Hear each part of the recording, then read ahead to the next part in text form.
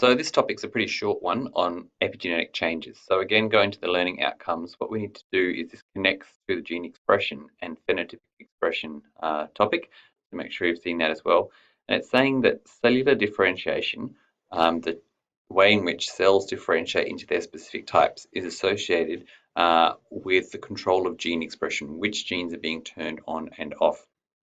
And one of the ways in which genes are controlled is by cytosine nucleotides being methylated.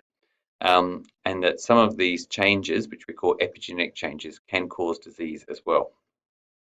So let's just have a look at what epigenetics is. So genetics is a study of how changes to DNA sequence can alter genes and traits. So genetics is all about changing the order of the A's, T's, C's, and G's and which ones are there. Epigenetics is about changes to DNA that do not change the sequence. So DNA can be altered in other ways. So changes to the sequence we also refer to as mutations, but methylation is not about that. It's about adding a methyl group, carbon and 3 hydrogens, to a cytosine. There are some other bases that are methylated, but we're just looking at methylation of C's. And basically what this does is it will turn off gene. So, the reason for that is that if you are differentiating, a cell is differentiating, it needs to have a certain pattern of genes turned on and off, which is what we would have seen in the last topic.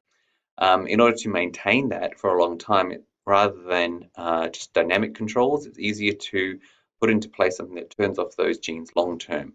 A neuronal cell isn't going to need all the genes that a liver cell or a blood cell would need. So it just turns those off, kind of puts them in storage, and just uses the genes and the products that it needs from that. So this is done by methylating what we call CPG islands. CPG is just referring to cytosine phosphate guanine. So it's the cytosines that are being methylated, but if you have a long sequence of C's and G's, obviously with the phosphate in between, we call that a CPG island, provides a spot where lots of methylation can occur that's just upstream of the gene. So the gene is downstream of the CPG island, and so once that's methylated, the gene expression is repressed, or we sometimes say that the gene is silenced, and that gene won't be expressed. So we can turn that off long term, which is great in terms of controlling gene expression and differentiating cells.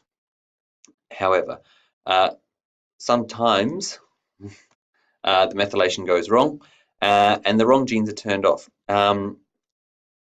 That will affect differentiation and cell function, and sometimes it can actually be very bad and lead to disease. So, for instance, in cancer, we know that what's happening in cancer cells is that they are growing and dividing in an uncontrolled way.